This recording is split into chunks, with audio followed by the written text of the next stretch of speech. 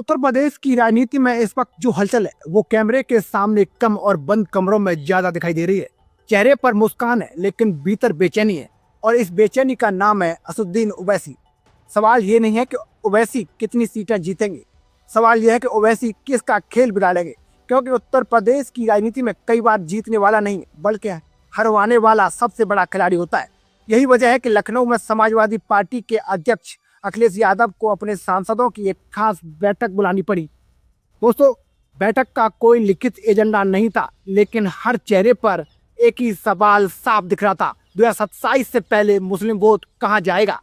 बैठक शुरू होते ही औपचारिक बातें होती हैं, संगठन पर चर्चा होती है, लेकिन फिर एक सांसद मुद्दे पर आते हैं और कहते हैं कि मुस्लिम बेल्ट में ओवैसी का असर बढ़ रहा है और कमरे में सन्नाटा छा जाता है। कोई चौंकता नहीं, क्योंकि ये बात सब जानते हैं। और दूसरा सांसद कहता है कि पूर्वांचल से लेकर मुरादाबाद और बरेली तक ओवैसी की सभाओं में भीड़ बढ़ रही है। और तीसरा सांसद और साफ बोलता है कि 2027 के चुनाव में ये हमारे लिए बड़ी चिंता बन सकता है। और ये बातें किसी विरोधी दल की नहीं थी, ये बातें अपने लोगों की थी, और यही बात सबसे ज्यादा मायने रखती है। दोस्तों, समाजवादी पार्टी सालों से ये मानती आई है कि उत्तर प्रदेश में सत्ता का रास्ता यादव और मुस्लिम समीकरण से होकर गुजरता है, लेकिन अब यही समीकरण हिलता हुआ नजर आ रहा है।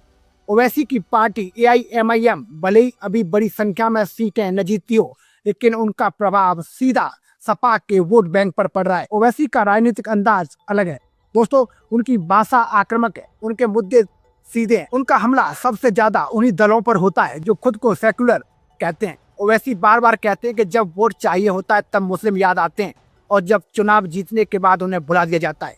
यही लाइन पर उत्तर प्रदेश के मुस्लिम युवाओं के बीच तेजी से असर कर रही है, और यही वजह है कि सपा के सांसद ये कहने पर मजबूर है कि ओवैसी भले ही सरकार न बनाए, लेकिन वे समाजवादी पार्टी की गणित जरूर बिगाड़ सकते हैं। दोस्तों, 2027 का चुनाव साधारण चुनाव नहीं है, ये चुनाव 2029 की दिशा तय करेगा। अखिलेश यादव ये बात अच्छी तरह समझते हैं। अगर मुस्लिम वोट एकजुट रहा तो मुकाबला मजबूत रहेगा, लेकिन अगर वोट बटा तो सीधा फायदा बीजेपी को होगा, और यही सपा के भीतर सबसे बड़ा डर है। बैठक में यही बात खत्म नहीं होती दोस्तों, एक सांसद एक और नाम उठाता है, वो नाम था चंद्रशेखर आजाद।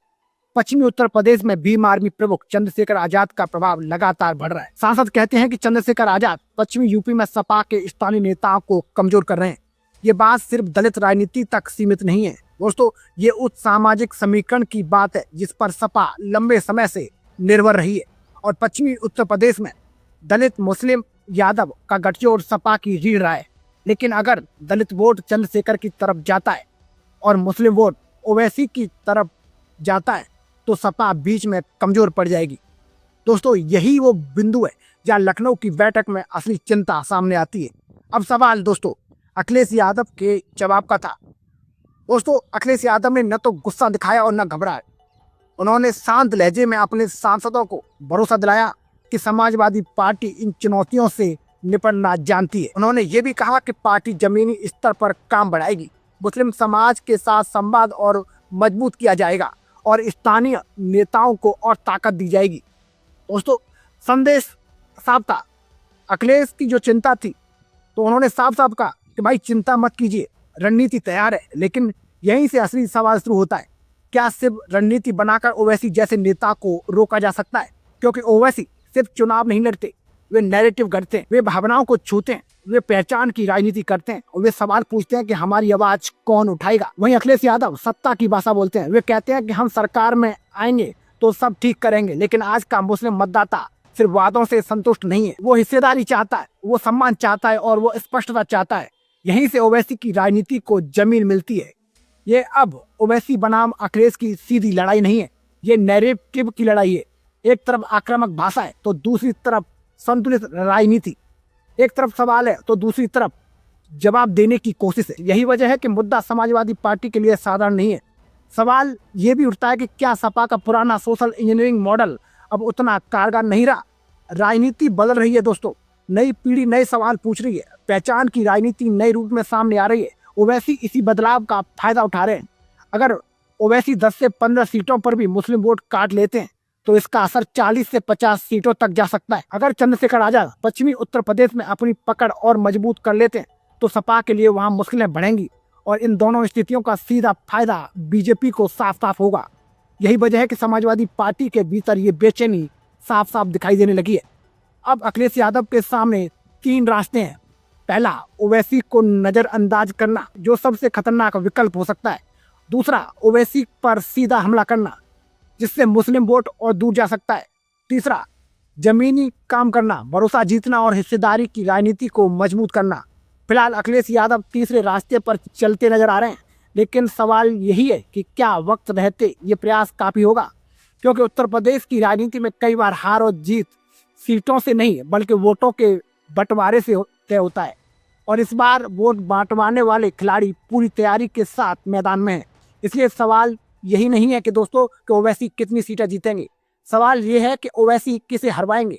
और सवाल ये भी है, क्या अखिलेश यादव 2027 से पहले इस चुनौती को संभाल पाएंगे, क्योंकि राजनीति गर्म है और रणनीति चालू, और 2027 अब बहुत दूर नहीं है। अब इस पूरी कहानी के सबसे अहम मुद्दे पर बात करते हैं। दोस्तों, उत्तर प्रदेश की राजनीति किसी एक चेहरे, किसी एक जाति, किसी एक चुनाव तक सीमित नहीं रह गई। यह अब भरोसे की लड़ाई है, पहचान की लड़ाई है, और सबसे बढ़कर ये उस सवाल की लड़ाई है कि किसकी बात सुनी जा रही है और किसे वोट बैंक समझा जा रहा है।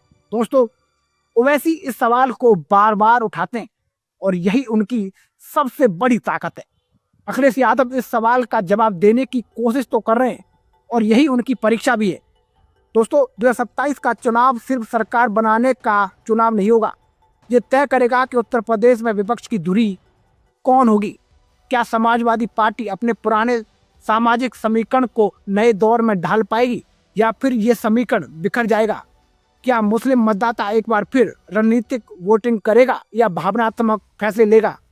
क्या दलित राजनीति चंद्रशेखर आजाद के इर्द गिर्द संगठित होगी या पारंपरिक दलों के साथ बनी रहेगी? इन सवालों के जवाब आने वाले महीनों में सड़क पर देखने को मिलेगा, सभाओं में दिखेंगे और बूथ लेवल पर दिखेंगे। दोस्तों, राजनीति में अक्सर सबसे बड़ा खतरा वो होता है जिसे आप हल्के में लेते हैं, और समाजवादी पार्टी ये गलती नहीं करना चाहती। यही वजह है कि लखनऊ की बैठक सिर्फ बैठक नहीं थी, वो एक चेतावनी थी। ये चेतावनी थी कि मैदान बदल रहा है, खिलाड़ी बदल रहे हैं और खेल के नियम भी बदल रहे हैं।